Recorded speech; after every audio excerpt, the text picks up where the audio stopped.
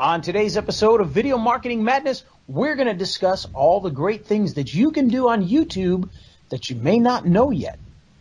And of course, if you want to do those things on YouTube, well, we're made possible by our good friends at Movo, who want to provide you with everything that you need in order to record great video. Whether it's a microphone, whether it's a light, whether it's a stand, they've got everything you need, from the LV1 lapel microphone all the way up to their studio microphones. And if you want to check them all out and sound great, look great, well then head on over to raiselinks.com/Movo. And with that, Steve. He's Ray the video guy, yeah, Ray the video guy. His skill is where it's at, even if he's a little fat. He's filled with video expertise and has so much knowledge that you need. His YouTube ninja tricks can make your marketing so sick. He's Ray the video guy, yeah, Ray the video guy. And it's the radio show about Video Marketing Madness with Ray, the video guy. I'm Steve Sleeper. And check out my train channel, Steve Sleeper Trains on YouTube. Ray is my biggest fan. Choo-choo. And if we have time today, I've done a little bit of AI research. I got a few things I can talk about. And if we still have more time after that, I can talk about what I'm doing to generate leads.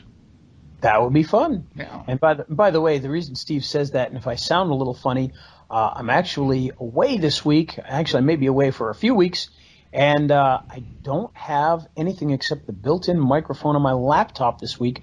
I've actually got the beautiful, sexy, and lovely Movo web mic 4K sitting right next to me, but unfortunately I forgot the cord for it. Oh, so yeah. You would think that, I mean, it's just a USB-C cord. You'd think I'd have, I don't know, 8 million of them, and I actually didn't have any. So, yeah. Well, I've done, when I traveled a lot, I did things like that from time to time. I mean, I didn't do it all the time, but, occasionally, I forgot something, so it happens. But I think you sound good enough, right? And this mic, I'll tell you, this if you haven't seen this Movo mic yet, this particular one, this is not part of a plug or anything, although, go check it out at Movo.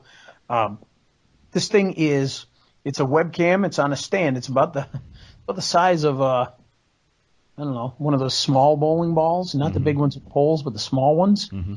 And it's got a 4K webcam in the center of it. Whoa. And it's got a studio quality microphone that's around that, and then it's got around the edge of that a light. So it actually has all of those built into one. It's actually a very, very good microphone and a really nice webcam. My only complaint about that one is it's a fixed webcam, so it's kind of widescreen. It's really meant for a webcam because I wanted to try and use it for doing some of the stuff that I do, like as a web TV show type of thing, but it's a little too widescreen and you can't adjust it.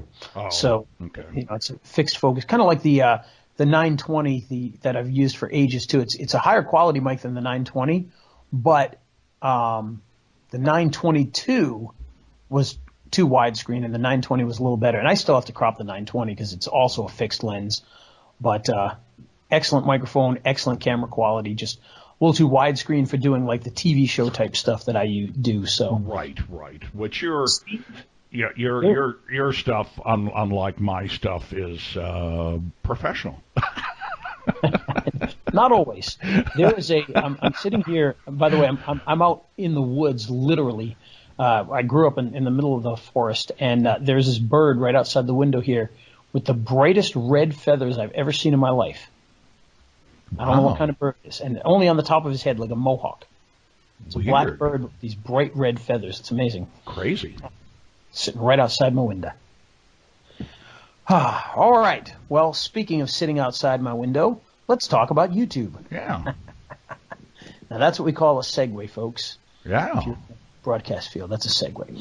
So we're going to talk about here is a few different things that are going on YouTube. And by the way, for any of you that are listening, we're starting a YouTube mastermind, which is actually in about 2 hours from now. And that mastermind is going to be all about how to set up not only just set up your YouTube, but how to really build it for success. And I'm going to reveal in a couple of these lessons some very, very high-level things that we've been doing that has made a huge difference. I know I've talked about it a little bit in the past, but we've got one client that went literally in 1 month. It took us a year to get them to 5,000 subscribers.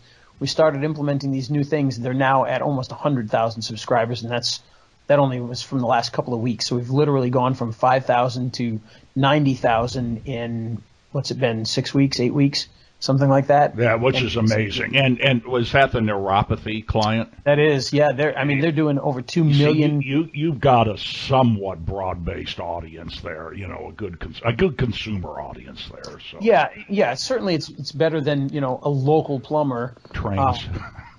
That kind of a thing. But it's still, their audience is a different one because it's an older audience. So it's an audience of over 40s, really over 50s. And even though, I'm not 50 and I've got neuropathy in my feet, so it's interesting to see all that stuff. But they're getting over 2.5 million views a month now. They're bringing in like $15,000 in ad revenue per month. Per month. 2 months ago, they were at $100 in ad revenue. Wow. $193. Now they're at like $15,000. Well, and I tell you, the strategy that you used, and I'm not going to say what it is, I'll leave that up to you, but the strategy that you used is, there's no risk with it. Because I tried using it with trains, and it's just not there, it's so niche, it's ridiculous. And so they, the people I was working with said, hey, here's your money back. Don't worry about it, So, if that strategy you use is there's no risk to it. I'll just say that. Yep, it's definitely some interesting stuff. But we're going to go over all sorts of things from initially setting up your account to making sure that your videos are optimized properly, how to share your videos, how to get more views, dealing a lot. We're going to do a lot with thumbnails. A couple of years ago, we talked about on this very show, we talked about how YouTube's biggest things are the title and the thumbnail, and the thumbnails have become even more vital over the last 2 years or so than they ever have been. Well, I tell you what, and I still got Thumbnail Blaster, which I swear by. Yep. Now, with my trains, I've tried it. I've tried just taking a screenshot of a locomotive and using that as my thumbnail. And then I tested that with a thumbnail that I put through Thumbnail Blaster, do some stuff, add some type, blah, blah, blah. And I don't know, I probably get 30% more views. Oh, there you go. So what you need to do, you need to have an exciting title like, I just almost got hit by a train. I almost got hit by a train. Yeah, and again, with the understanding that trains is really, really niche. This train video could kill me. Yes, this train. Yeah, if I did that, I'd be getting some stuff. I did one where, I was too dang close to this locomotive, and I got 500 views when I normally get 100. But all the rail fans were mad at me for doing that. I really got trolled on that one. But anyhow. But it just goes to show that's what works. It's if I could sum that up in one word, everything used to be about optimizing for search. Now it's much more optimizing for placement. And if you join the mastermind, you'll learn a lot more about what that means. Yeah, no, that's absolutely true. Now, I will tell you with my attorneys, the way that I build backlinks and geographic authority and all that kind of stuff is YouTube.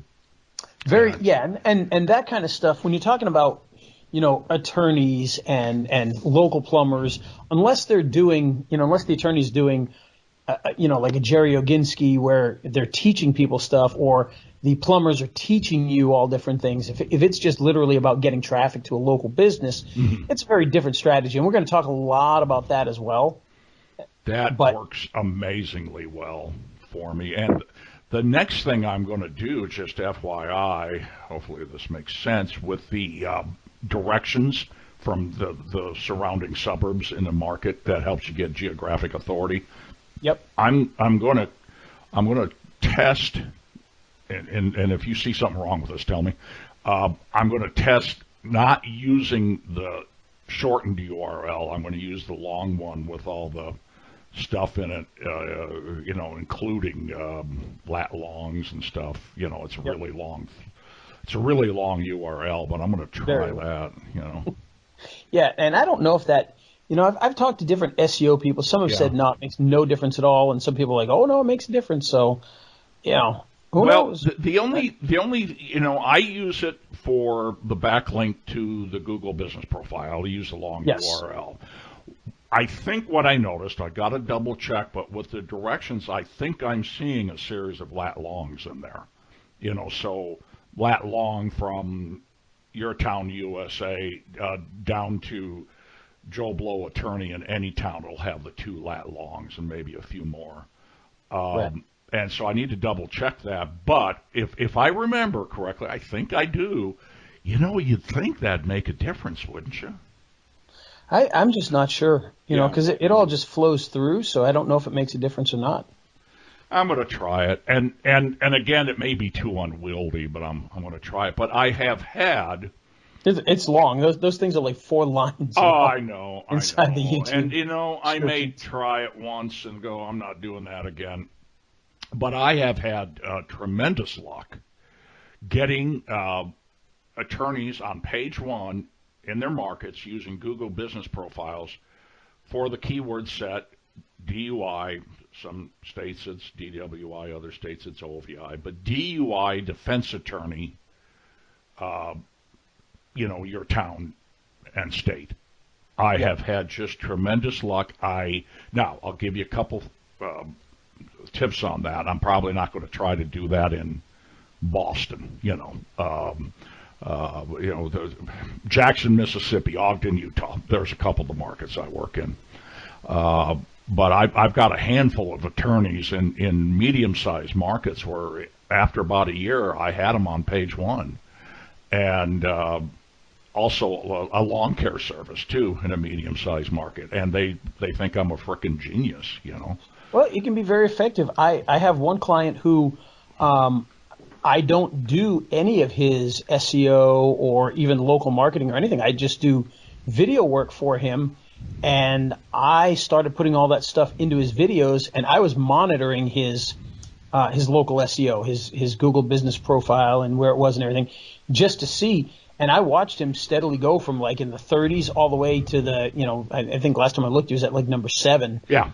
And he's done no work on his, no new work on his Google Business Profile, and I haven't done any work on it. The only thing I've done is put all that information into his videos and watched him climb. Mm-hmm. Mm-hmm. So I believe it. I didn't say the only thing because he gets reviews, so he's got more reviews than he did at the time. But he's, still doesn't have as many as some of the others that were beating him, and he's moving up. They're not. So hey, I'll give you a little free tip here. Another thing I do is, there's only so many keywords for DUI defense attorney. Best DUI defense attorney, DUI attorney, DUI lawyer, DUI DWI attorney. Yeah. And there's only so many keywords, and so what I also do is, and there's a more important reason for doing this than there's only so many keywords, but I will do like for Joey Franks down in Jackson, Mississippi, and I can talk about him because he's given me permission.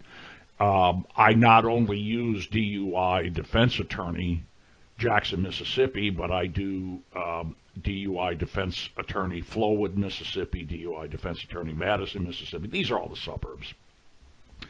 And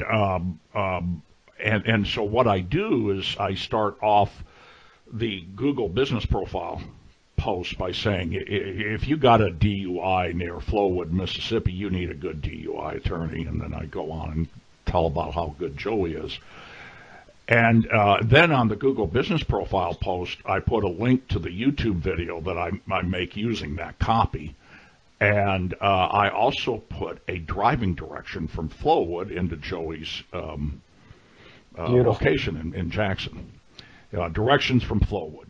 And, of course, then the video is everything that you teach. It's and it's got all kinds of driving directions and reviews and stuff like that. And then I cross-link the two, which we've talked about before. But I like, you can put those links into Google Business Profile posts, and Yep. this coming from a guy that's had good success with it. It's good. I'm making a living, working for a living. Yeah. Okay, Huey Lewis, that was good. Yeah. But no, that's one of the things that people don't realize a lot of times is every time you put up a video, YouTube is depending upon, some of your criteria, it's the second or third most visited site in the world. And that comes with authority. Now, granted, if you were to check the authority of your particular video, it's not going to be the same high authority that, YouTube.com itself is going to get, but it's still very high authority. You put that stuff in there and you make a bunch of videos, you're starting to build those citations every single day. Right. You got 100 videos, you got 100 citations in there. Well, and the other and thing... then you do sorry. Playlists, put those citations in your playlist, and now you got even more. So it's a fantastic way to do that. Well, and the other thing that I really like about YouTube is, first of all, they let you do stuff they don't let you do on other properties. Do a ton of backlinks on driving directions. They don't mind. I've had other properties where they wouldn't index it because of that. Speaking of indexing, the YouTube videos index right away, get crawled right away. Yep, they do. I've gotten onto page one with a video in 30 seconds. Mm-hmm. I mean, that's no joke. They will index that quickly. Mm-hmm. Me too. And while most of my videos, and I'm using AI, so it's an AI spokesperson, it looks okay. The voice, you have a hard time telling the voices anymore. But I'm using AI, so and I do drive some views to it, and I drive some subscribers to their verified channel. But I'm almost hoping that people don't watch them. Just but every now and then I'll see a video where maybe I've driven 25 views to it, and it's got 100 views. So. I tell people, they go, "Oh, that's AI," and I said, "Yeah, but there's surveys out there say people are okay with it." So. Yeah, our good buddy David, he used real spokespeople, and he started testing out using AI spokespeople in his stuff, and they did some case study things on it, and people didn't care. Yeah. Okay. He was a little leery of doing it, but I trust anything David says. I really do. That's right. Always trust in David. Trust in David. For he is good. Yeah, even though he sounds a little bit like an old top 40 DJ. He's the real deal. Don't worry. He's very honest. He really is. He's just very excited about what he's doing. I always get a kick out of that because it sounds like the old top 40 DJs from the 60s. He's just so darned excited, So. Okay, well, let's get to the show, I guess, although that was good information. Well, hey, that's part of the show because that's all about the YouTube stuff there. But there's a lot of other things in YouTube that you can do that maybe you don't realize. Yeah. And if you haven't been to your YouTube channel in a while, go check it out because you may not, so don't get too excited, but you may have something called the community tab in there. Mm-hmm. And, some of my channels have it, and the Nerve Doctors channel, it popped up in there more recently, and I said, all right, here we go. Mm-hmm. Because that is something that allows you to do more than just your videos. And you might be thinking to yourself, okay, that's great, but what does it really do? Because, people are there to watch videos, right, Steve? Isn't that why they're yeah, and I don't mean to steal your thunder, but I see a lot of the guys that I follow, they'll post something and they'll get 500 likes. They'll just post an update, or they'll say, hey, did you know I started this new series and here's where it starts, and they'll put a link to the video. Or in my case with the trains, I just upload my entire catalog of pictures, still pictures of trains to it. Yep. And it gets, a few likes, but but this, so I don't know, don't use me as an example, but for a lot of guys, man, it drives a lot of authority, a lot of love. It really can, and just to put that into perspective, I'm going to take a quick peek right now and kind of tell you some of the stuff that we have in here with the community tab. So we, in the Nerve Doctors one, I decided to start messing around with that. And we did a little quiz. Well, actually, the first one was a poll. And it just asked, about how many people have neuropathy, just to see what people thought about that. And Steve, would you like to guess how many people voted on that? Yeah, I forgot about polls. Yeah. You can do polls. You can do quizzes. 10,000. Oh, well, no, it wasn't quite that much. Okay. 5,000. 2,000. It was about 5,000. 5,000. I was right the second time. I wish it was 10,000. That'd be fantastic. Well, 5,000 is still good, Ray. I just picked a number out of the air. That's all. But I'll be honest. I was like, oh, maybe we'll get a couple hundred people or whatever. No, we had 5,000 people that voted on that, and we've done some other things since then, and they're getting hundreds of likes, and they're getting dozens and dozens of comments on them, and people seem to notice them and use them. Yeah. So it's been a great way, especially because we kind of went into a little drought with they were so good for the last year and a half of doing a new video every single week for the last year and a half, and these last 2 weeks they were unable to make new videos, so we had to make some shorts and things like that, which is great in some ways because we got a lot of views. Like our views have still continued to go through the roof because the shorts get a lot of views, but you know what the shorts don't get, Steve, right? Hours. What don't the shorts? Well, they definitely don't get hours. That's one thing, but no, the biggest one for me, they don't make money. Oh, okay. Yeah. So the reason I didn't say money is because I knew that you could monetize them, but they're not. Yes. Okay. But here's the difference. You do 1,000 views of a real video. You might make $5, $6, $8 depending on how much YouTube's willing to pay your particular channel. Right. You get 1,000 views on your short, and you get 50 cents, $1. Okay, I get it. No, I said $1. You're not going to get $1 for 1,000, but it's very, very small in comparison, and for good reason. Running ads is a little bit different when it comes to that. It's not like every video has ads in it and things like that. So it makes sense that you don't make nearly as much. But at the same time, if a short catches on, a short is going to get 10 million views, where most people's regular videos aren't going to get that kind of play. Right. So it's a toss up, either direction. Yeah, they I was getting like 1,000 views on my shorts, and then once they monetized them, it fell off to 0.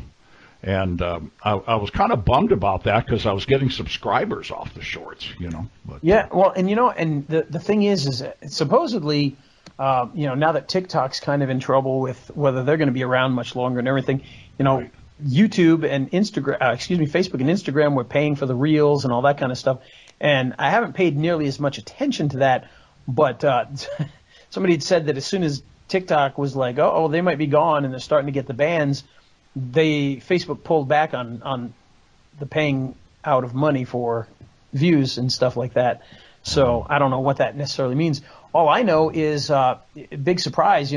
We've had some Facebook Reels that have done really well. Like we had that one that was like 45 million views. And after we got, the 42 million views on it or whatever, they were like, hey, you should monetize your stuff. And I'm like, yeah, now you invite me to that. Yeah. But you know what? Last Friday, there was a deposit into my account for $510. Oh, there you go. I didn't know where the heck it was from. It turns out it's from the short videos. Well, there you go. On the Reels. So I was like, that's nothing to sneeze at. No, that was a nice surprise, right? Yeah, absolutely. So that was kind of cool. Yeah. We'll see if that keeps up. But, but still. was good to get. It was nice. I don't get those nice surprises. I get them from YouTube once in a while too, but not me, not yet. I don't know. Maybe I'll fall on something that will get. My biggest someday. problem is I never, I talk a lot about monetizing YouTube with the ads and things because we've had such luck lately. Mm-hmm. Basically, what happened was at one point in time, YouTube basically came out and said, "Hey, if you say you're not going to run ads on there, we're going to run ads on your videos for you, and we'll keep the money." Mm-hmm. So that's when I was like, well, if they're going to start doing that, I might as well start, letting them run ads on my stuff anyway, and I'll get paid. And, the channels that I had, which I'd never really tried to monetize, they're so niche.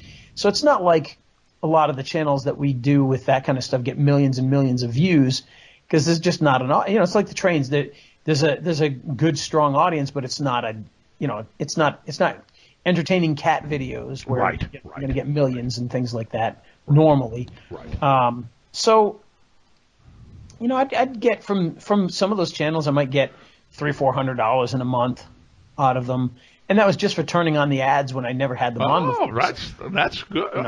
I'm surprised it was that much. That's great. Yeah. So it's like, why not, right? Might as well do it. Yeah. And, of course, the Nerve Doctors, obviously, once we got that going and started rolling, that's bringing in a lot more money with that. Hey, we do have, with the revenue, let me ask you something. Sorry to interrupt. With the revenue share on the Nerve Doctors, do you get a percentage of that, or they? No. One of the great disappointments of my life is I did not set it up like that because that was never one of our goals. Yeah, right. Well, they got to love you then. Yes, and we're going to be doing a lot more, so it's going to pay off quite well. Yeah. We've got a bunch of new things that we're going to be doing in a variety of different areas, so that should be a big help. Right. Should be nice. Well, and the skill you got is you're a real videographer. I mean, you worked for TV stations. You've worked on some famous programs. I saw Letterman on one of your list of people you worked with. Yep, that is true. Wow. I worked with old Dave. Oh, that's cool. Yeah. So Stupid Pet Tricks, if you guys remember that. Yeah. Yeah. Whereas I haven't. And I still crank out about 500 videos a year, and they get views, and they don't suck, totally. So. Well, that's the beauty is in this day and age, it's not that difficult to do. It's not. But yeah, so again, going back to that, I know we kind of took a long way around this, but the posts, getting in there and doing the posts in the community tab can make a difference. You can do polls, you can do quizzes, you can do Facebook-like posts. And, if you got the audience, they will vote on it. So I was surprised. It's all engagement. Yes, sir. So it can be quite good. Podcast, yes, that is the next one. So the podcast one is kind of interesting, and they kind of threw that on there. And I don't know if everybody has that or if that's still just we have it on Video Marketing Madness. I don't know that I have it on any other channels. Well, my attorney channels will never have it. On the Video Marketing Madness one, did you turn it on as a podcast? Yeah. And what I did, and if you can add anything to this, but they said, okay, you can make this a podcast. Okay, I want to make it a podcast. And then they just kind of walked me through everything I needed to do. And then they said, do you want to add a playlist and make that your podcast?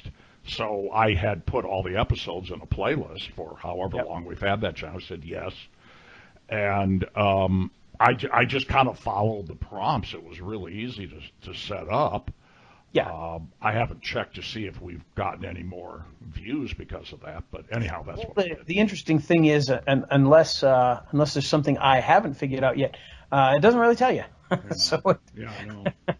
The only thing it tells you inside the podcast thing is how many videos are in the podcast, and so we got 40 videos in there or whatever. But there's no way to know if you got more views from it being a podcast, or maybe it's hidden in there somewhere. But because I did the same thing for the Nerve Doctor one. I took all the educational videos because we had a playlist for that, and I turned that into a podcast figuring, hey, if it's going to get a little more attention, you might as well do it. Has it gotten a little more attention? I have no idea because their stuff has been going through the roof regardless. So it's tough. Well, yeah, and with Video Marketing Madness, we probably get 25 views. I mean, that's not where we get 500 views on our audio channel, on Apple Podcasts and stuff, or 500 downloads. So, if all of a sudden I saw it go from, 25 to 100, then I could tell that was it, But, with your Nerve Doctor, it's hard to tell. Yeah. And I'm sure I got to dig through the analytics and see if there's something hidden in there about the podcast. Yeah. I haven't seen nothing. So. I haven't seen anything. I've been digging through analytics here lately and haven't seen anything. I couldn't find an RSS feed for that either. So I believe they just handle it because a YouTube playlist. I mean, it's got an RSS feed, your channel anyway, so it is in there. Oh, okay, all right. Yeah. If you remember, if you use VidPenguin, it pulls the RSS feed. Yeah, I remember now. Okay. Yep. Hey, FeedBurner went away. What's that? Did FeedBurner go away? Speaking of VidPenguin, I believe they did. I believe they went away a while ago too. Yeah, okay. I hadn't used it in a long time. I hadn't used VidPenguin in a long time, and it's hanging out with Jenny Craig. Oh, okay.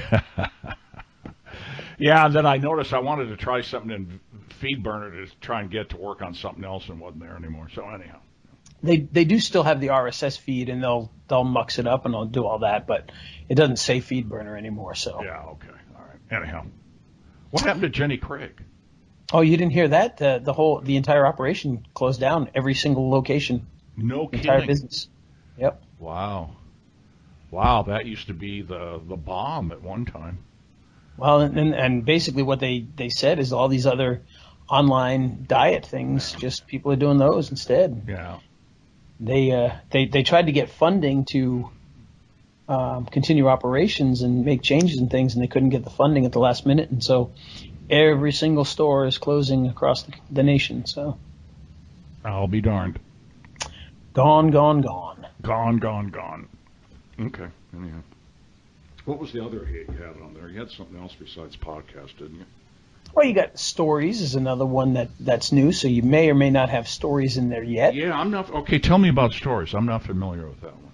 So the stories it's very similar to, if you do stories on any of the other platforms, it's YouTube's answer to that. But what I find funny is that they all call them stories. Like, you would think that they would be, one of them has it locked down or something, but, they really don't. It's,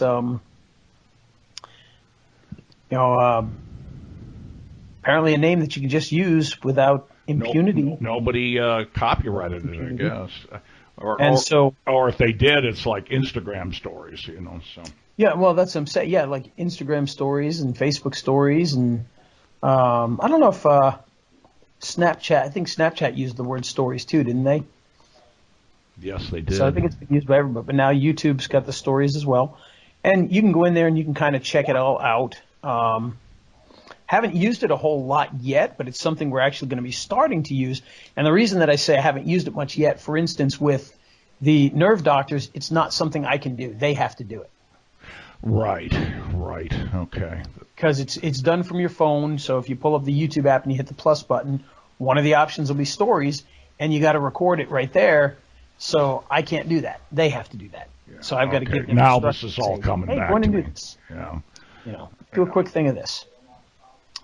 And so I'm going to try to get them to start doing that, because when they're shooting their video for the week, there's no reason they can't just pull out their phone and shoot a minute-long little story thing in there. You just got to get them to do it. You got to discipline. Just got to get them to do it. Yeah, I've got a client that he'll get excited every now and then about doing that, and he'll do a couple, and then you don't see him again for a while. So. Yep. So that's the big thing. But have the other platforms, have you noticed, because I don't have a lot of experience with it, but do the other platforms reward you for doing a story and more views and stuff? Or?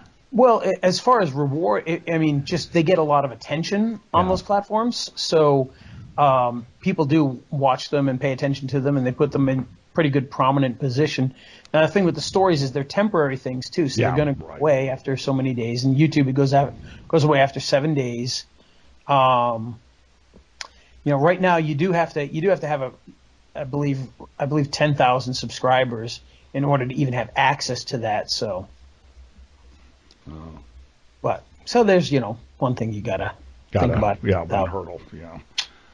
Yeah, but they could be well worth it. I'm going to try to get them to do it. I need to start doing it on my channel. Let's start doing some stories. But like the cobbler whose kids have no shoes. My my channel tends to get neglected a little more than the clients, and so understandable. I got some need stuff. to work on that. I need to treat myself as a client and make sure that it gets done. And I've been trying to do it a little better, but it just gets. But people understand when you tell them the cobbler that kid doesn't have new shoes. Everybody gets that. That's for sure.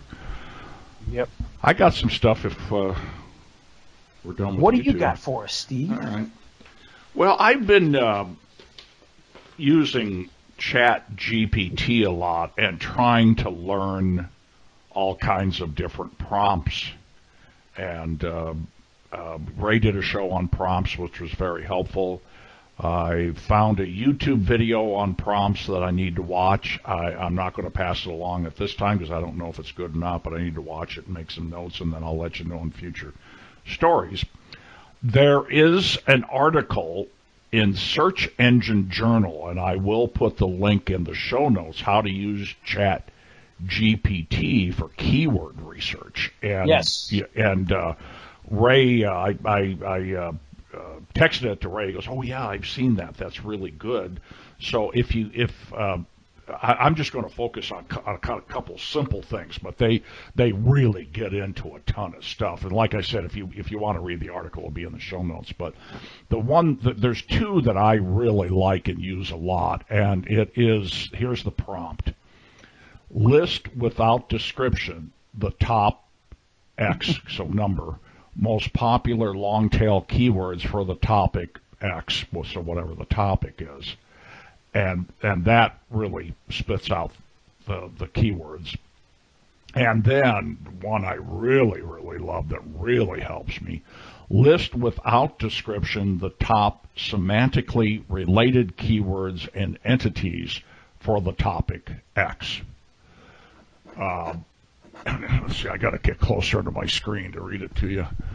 So the first one he says is list without the description the top 5 most popular long-tail keywords for the topic keyword intent types. Types of keyword intent in SEO, how to identify keyword intent types, etc. Okay. And then the second one, list without description the top semantically related keywords and entities for the topic types of keywords intent in SEO. So informational intent, navigational intent, transactional intent. When I put in DUI defense lawyers, they give me just all kinds of great content ideas with the semantically related keywords. So, and like I said, when you keep writing about DUI defense lawyers all the time, you kind of feel like you're running out of stuff.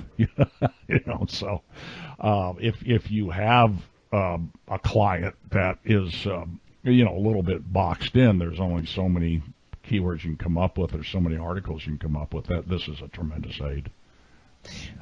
So is I spend so much time with Chat GPT, it's not even funny. I'm using it for YouTube descriptions. I'm using it for all sorts of fun things.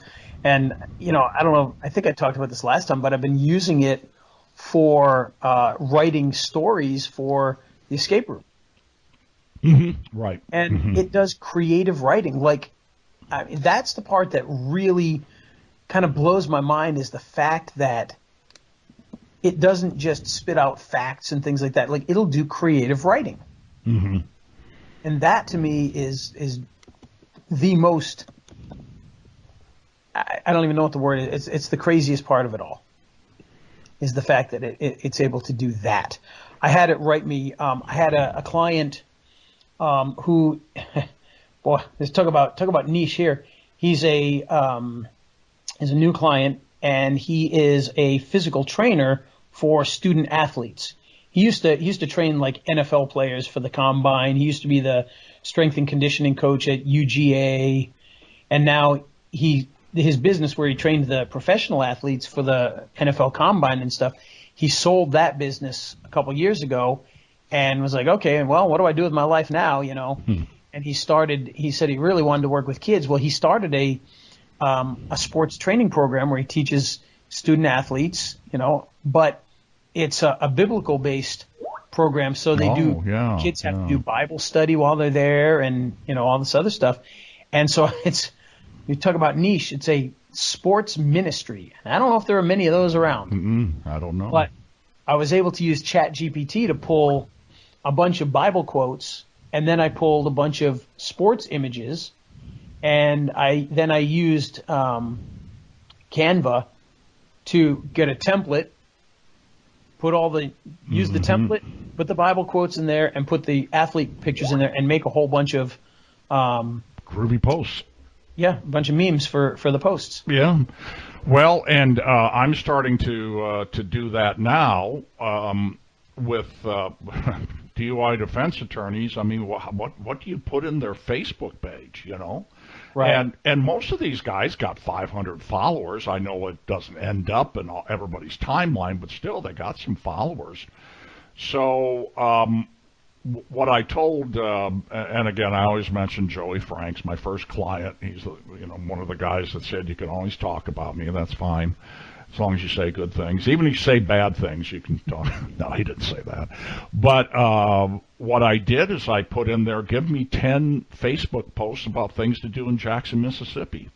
Give me 10 Facebook posts about how to avoid a DUI. Give me 10 Facebook posts about, I don't know, whatever, new shoes. I forget what the others were. And they crank out all these stuff, and then I went over to Canva and made memes out of them all. And then I just schedule them in Facebook. Hey, when you schedule in Facebook, do you do it right in Facebook, or do you use Hootsuite or something? Or Well, it depends. I do some of the stuff right in Facebook, but on a lot of the things I use Bright Social to put stuff out. So But if it's going just to Facebook, a lot of times I'll just do that in Facebook. Right. Well, and like I said, with my clients, most of them have a Facebook, especially the younger guys. They don't do a whole lot with it, and I'm like, look, for Joey, I'm doing it for free, but I can't do that forever. But I am teaching a class to the American Association of Premier DUI Attorneys in June on everything to do with AI, and so that's another reason why I'm getting so up to date on this stuff. Why I'm so and I'm really interested in it. That helps too when you're passionate about it. And some of the other things that I've used it for, write an email to get people to come to a certain webinar, and I've done things like write an email in the style of Frank Kern to get people to come to this webinar, blah, blah, blah, blah, blah. And it'll do that for you, which is really cool. I've used it to create a trivia game show that we did, and I needed to come up with a name for the trivia show, and it helped me come up with the name. Oh, and then I didn't think of that. Yep, so it did a bunch of questions for me. I used it to write out some emails for the mastermind that we're doing. I actually wrote some of the emails. I used that to write up some of the emails, and I changed it a lot to add my personality to it. Right. But it wrote like the sales part, the salesy version of that. I've had it used. I used it to. We're doing an '80s escape room. I had it write the story for the '80s escape room, and it came up with a really good one. And I changed it a little bit to have because of some of the puzzles that we were already going to do. So I wanted to make sure it mentioned that. But it wrote the story about this, this old man who was leaving money to the first person that could solve he was obsessed with the 80s and he had to solve his riddles. And it was very cool. It did a really good job with that.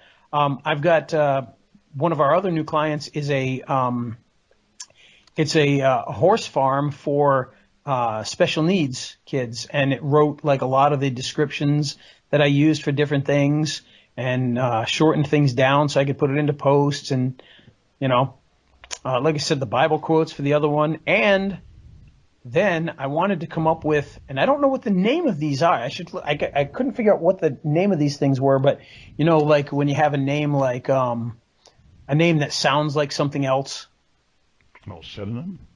No, not like an actual name of a person, like Phil McCracken or Doug Graves.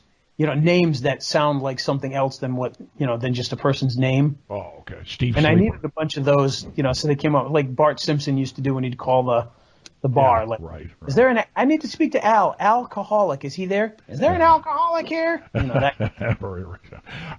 I'm looking for a Miss Man. I'm looking for Anita Man. Yeah. Hey, so fellas, it came up with I need a bunch man. of those for me. Okay. Some of them I won't repeat on the air, but and then I had to tell it, could you get me some clean ones? Yeah. Like Amanda Hug and Kiss. Yeah. Bend Over, Alcoholic, Bend Over, Anita Bath. Yeah, Anita Bath. I won't say the next one or the next one. Anita Bath. Ivana Tinkle.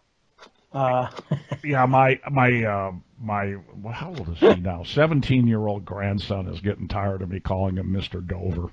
His first name is Ben. So. Oliver Closeoff. Oliver Closeoff.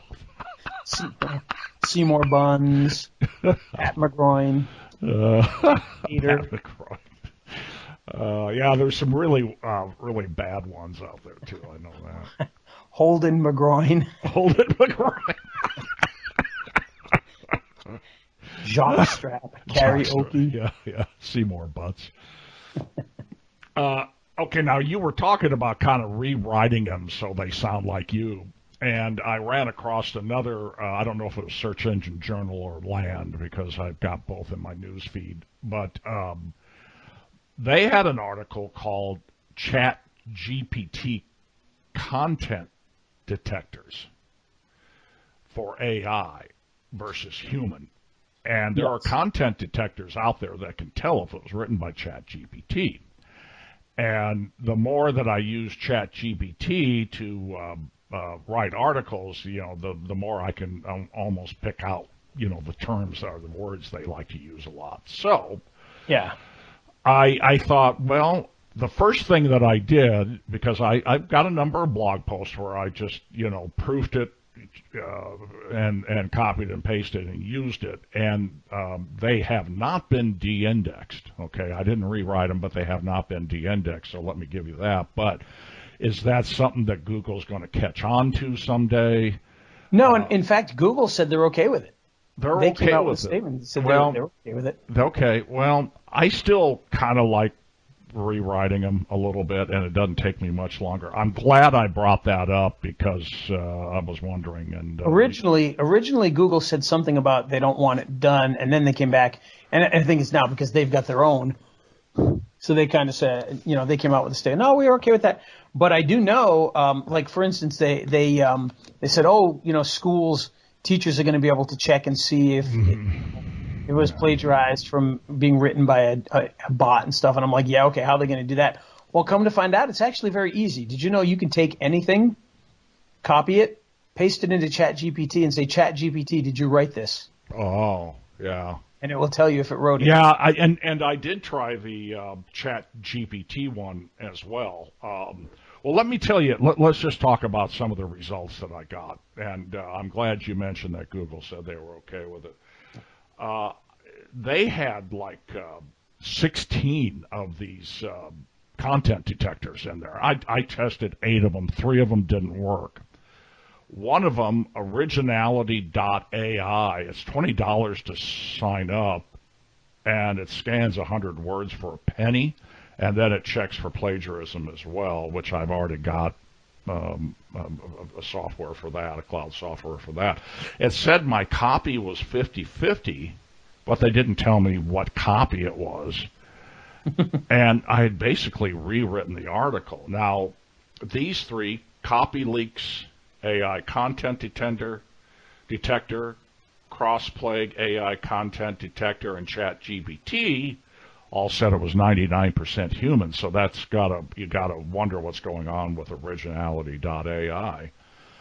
The one I really liked was Content at Scales AI Detector. It's free. They gave me the 99% human, but it highlighted the areas that they thought was written by ChatGPT, so I could change it if I wanted to. And that's the one this is just results of a test, that I played around with it. This might be important for attorneys. This might be important. I mean, and the only reason I say that is it might be something they get stuck on, and they're going to want to know that their blog doesn't sound like the guy across the street's blog or the guy in, the next town over's blog. It's possible. But mostly what I'm telling you is that I went through an exercise on this, and it was kind of fun. Well, very good. So I'll put the link to Content at Scales AI Detector in case you want to use it. Excellent. Well, Steve, I think the time has come, but how would you like to talk next week about a video editor that is completely free? Ooh, that'd be fun. And not only is it completely free, but it has tons and tons and tons of built-in amazing effects, easy to use, because there's a lot of quote-unquote free ones out there. For instance, like DaVinci Resolve. You can get the basic version of that completely free. You do have to pay if you want to have plugins added and things like that. Mm-hmm. Or HitFilm, same thing, very powerful tool. You pay if you want to have certain upgrades added to it, but it's a free video editor. Well, this one is also free, but while it is still very powerful, it is much, much easier to use, has tons and tons of built-in effects, like all the crazy effects that you see in a lot of things. If you're watching TikTok and you see things like where somebody says something and you see their face have like a gigantic fake smile, it'll do all those kinds of effects and things like that. So we're going to talk about that next week. Cool. Very cool. It's very exciting. Yeah. All right. Very exciting. Well, I know we're almost at an hour today, but we haven't done a show in 3 weeks. So yeah, sadly that's true, but it happens when you're popular like Ray the Video Guy. Although I think one of those weeks I was just jammed up. So yeah. So that happens too. It happens. So tell us about our who helped bring this who helped make this episode of Video Marketing Madness possible today, Ray? Well, let me tell you, Steve, the ones who made this possible are our good friends over at Movo. Like I said, I sadly have the Movo webcam 4K microphone sitting right in front of me, but I didn't have a cord. They make amazing stuff, as you know, and I use a lot of their stuff. They make probably the best for the money miniature wireless microphone set. Now, by the way, Steve, at some point in time, I got to talk to you about the $7 wireless microphone. We'll have to do either an episode or a segment on that. The $7 wireless microphone. And that's no joke.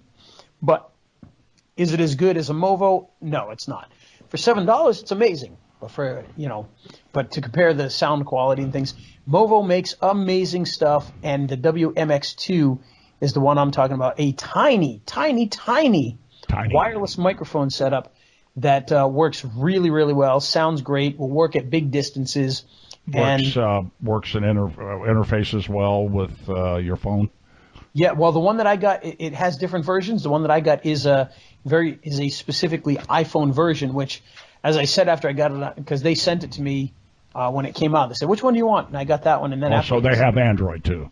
They have Android, and then they have ones that'll plug into any camera setup. Okay. Wow. Including phones. And I thought I'm going to buy that. Yeah. Oh, it's amazing. It's an amazing setup, and it's tiny transmitters and receivers. But the one thing I think I did wrong is I did get the one for the iPhone, and of course the next version of the iPhone is going to be switching to USB, and so yeah, that's going to make it a little tougher to use at that point in time. Okay. May have to figure out. There'll probably be some kind of adapter you can get or something, but wishing I either got the USB-C, which I wouldn't have been able to use at the time, or the one that'll work with any phone or any microphone or any camera system, and then I could have used it with anything. But stuff. I will tell you, Movo's got just about every adapter available out there. Yeah, as a matter of fact, I should ask. They might sell just the receiver. Remember, I couldn't figure out how to interface something with my.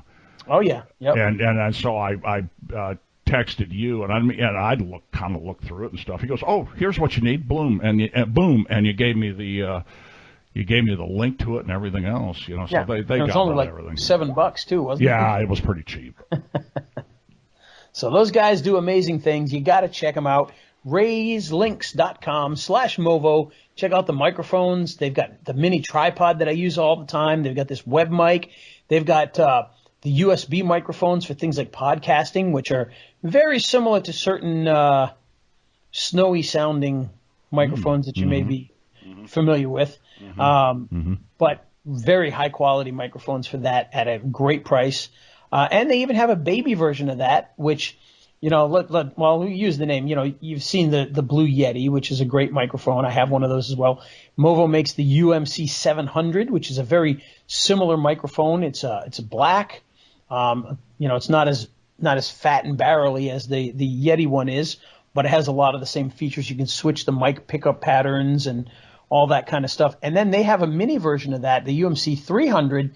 And if you know anything about Blue, they got the Yeti. They have a smaller version of that, which is called the Snowball. It's kind of like the next one down, which is a great microphone. But the UMC 300 just blows that sucker away with the features that it has in a smaller form factor.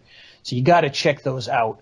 And of course, if you just want a wired microphone, the LV1 is one that I've used for years. It's only like $18. It plugs into smartphones. Got to check them out. Excellent, excellent stuff. Yes. Ray'sLinks.com/Movo. Go do it. Yep, they've been very, very helpful with me. Indeed. Okay, well, let's wrap it up with the music. All right, let's hit it. He's Ray the video guy, yeah, Ray the video guy. His skill is where it's at, even if he's a little fat. He's filled with video expertise and has so much knowledge that you need. His YouTube ninja tricks can make your marketing so sick. He's Ray the video guy, yeah, Ray the video guy.